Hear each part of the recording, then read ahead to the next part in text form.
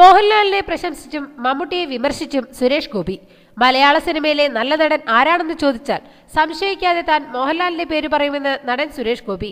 കേരളത്തിലെ ഏറ്റവും നല്ല നേതാവാരാണെന്ന് ചോദിച്ചാൽ VS അച്യുതാനന്ദന്റെ പേര് പറയുന്നത് പോലെ നല്ല നടൻ ആരാണെന്ന് ചോദിച്ചാൽ സംശയിക്കാതെ താൻ മോഹൻലാലിന്റെ പേര് പറയുമെന്നായിരുന്നു ആക്ഷൻ ഹീറോയുടെ കമന്റ്. മോഹൻലാലിനെ പുകഴ്ത്തിയ സുരേഷ് ഗോപി പക്ഷേ പരോക്ഷമായി മമ്മൂട്ടിക്കൊരു കൊട്ടും കൊടുത്തു.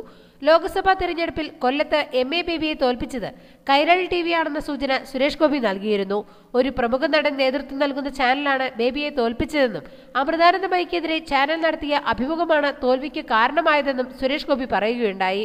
കൈരളി TVക്ക് നേതൃത്വം നൽകുന്ന ഒരേയൊരു പ്രമുഖ നടൻ സൂപ്പർ സ്റ്റാർ മമ്മൂട്ടിയാണെന്ന കാര്യത്തിൽ ആർക്കും സംശയമുണ്ടാവില്ല. പിന്നെ മമ്മൂട്ടിയും സുരേഷ് ഗോപിയും തമ്മിലുള്ള വ്യക്തിവൈരാഗ്യം പരസ്യമായ രഹസ്യവും.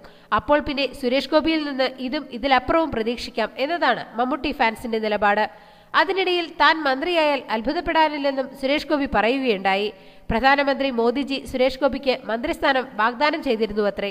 മുഖ്യമന്ത്രിയെ വിമർശിച്ചതിന് തന്റെ കോലം കത്തിച്ച ന്യൂ ജനറേഷനെയും സുരേഷ് ഗോപി സിനിമാ സ്റ്റൈലിൽ വിമർശിച്ചു.